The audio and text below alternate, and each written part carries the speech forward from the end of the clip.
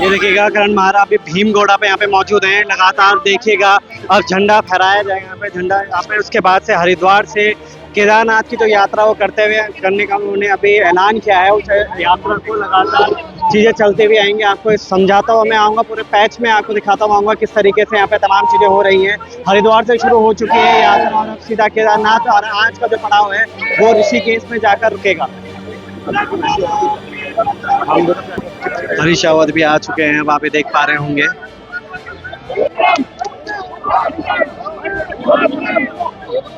और उसके बाद सीधा फिर ऋषिकेश के लिए रुक करेंगे। आज का जो उनका स्थान है रुकने का वो ऋषिकेश ही है, ऋषिकेश में ही रुकेंगे। हरिद्वार से पद यात्रा निकालेंगे ऋषिकेश तक, फिर ऋषिकेश से कल आगे के लिए प्रस्थान करेंगे। श्रीनगर भी जाएंगे, श्रीनगर से होते हुए केदारनाथ, और फिर वहाँ पर तमाम इन चीज़ों को बताते हुए कि किस तरीके से जो सरकार है वो कार्य कर रही है।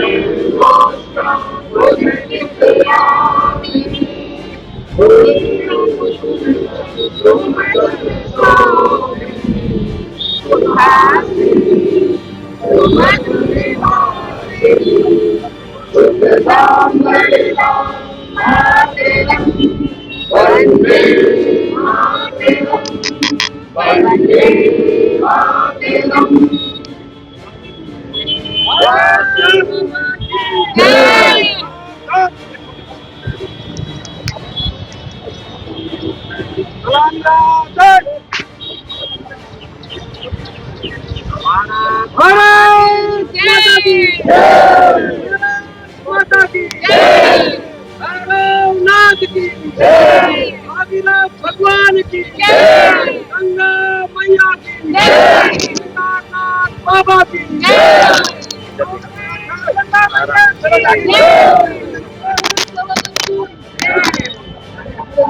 शंकर भगवान की जय।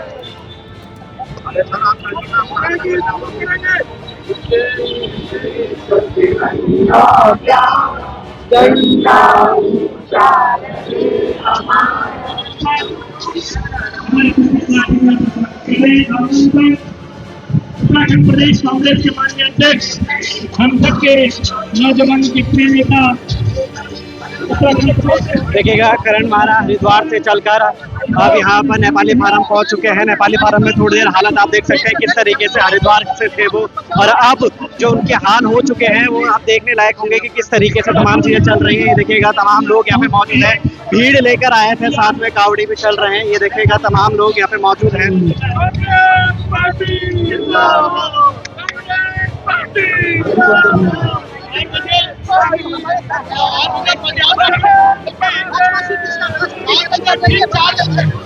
लगातार करण महारा के जिंदाबाद के नारे यहाँ पे लगते हुए आपको सुनाई दे रहे होंगे। इस वक्त हरिद्वार भीमगोड़ा से चले थे और आज ऋषिकेश में रुकेंगे। 14 दिन की यात्रा है और इस 14 दिन की यात्रा में कहाँ तक के पहुँचते हैं हर एक पड़ाव आपको दिखाने का पूरा प्रयास करेंगे, क्योंकि एक समय वो था जब राहुल गांधी ने भारत जोड़ो यात्रा करी थी और अब करण महारा आप सामने देख पा रहे होंगे फूलों से लदे हुए सजे हुए यहाँ पर। और ये जो अभी भी आप देख पा रहे होंगे पैदल चलकर हरिद्वार से यहाँ पहुंचे हैं, मगर आप भी जो ताकत है और ये जो एनर्जी उनके अंदर दिख रही है ये आपको ये जता जरूर रही होगी कि कुछ तो बदलाव होने वाला है और एक बदलाव जरूर होगा उत्तराखंड के लिए।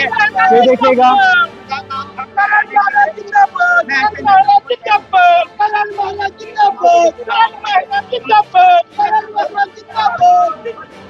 हेलो हेलो कांग्रेस पार्टी करण महारा, कांग्रेस पार्टी करण महारा।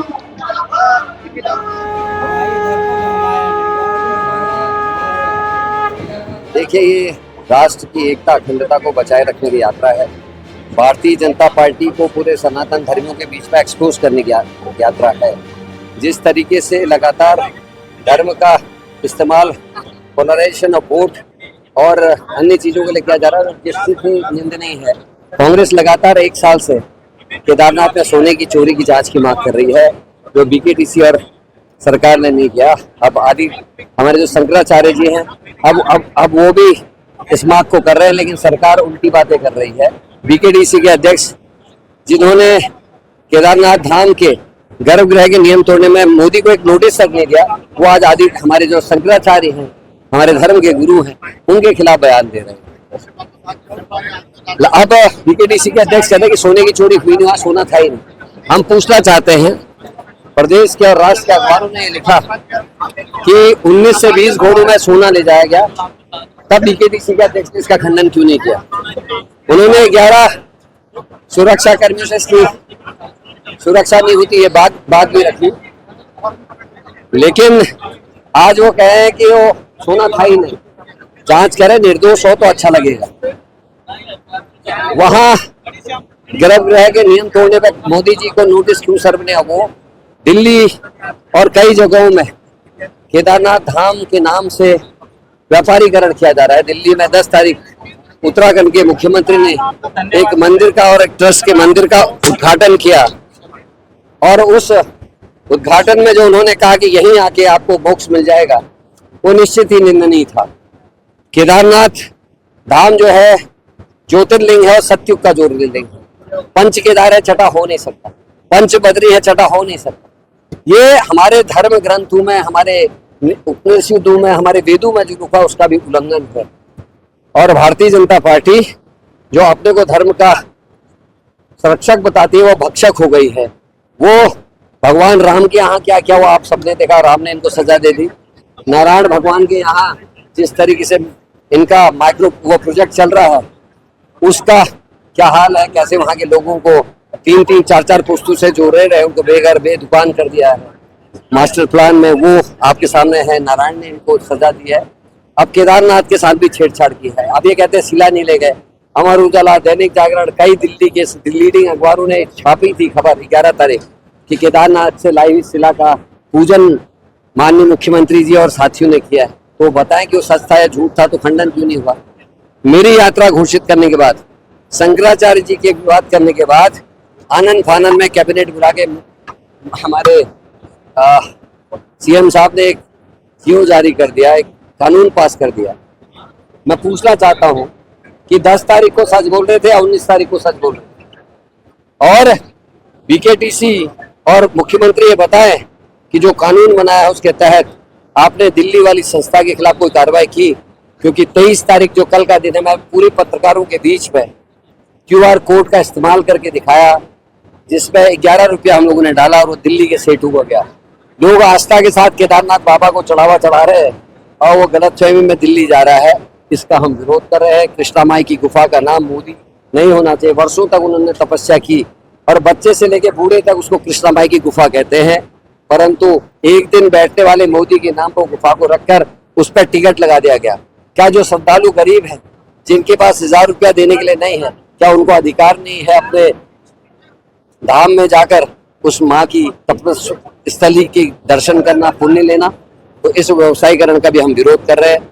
हम केवल हिंदुस्तान नहीं, पूरे विश्व के जितने सनातन धर्म को मानने वाले लोग हैं, उन तक इस संदेश को आप सबके माध्यम से पहुंचाना चाहते हैं। सर, भाजपा लगातार कह रही है कि कांग्रेस के इस केदारनाथ पैदल यात्रा में ना तो कोई कार्यकर्ता शामिल हो, ना ही कोई आवाज। ये तो देखिए, हमारे पहाड़ में एक कहावत है, कुछ जगह उसको रागी कहा जाता है, कुछ जगह मडवा कहा जाता है।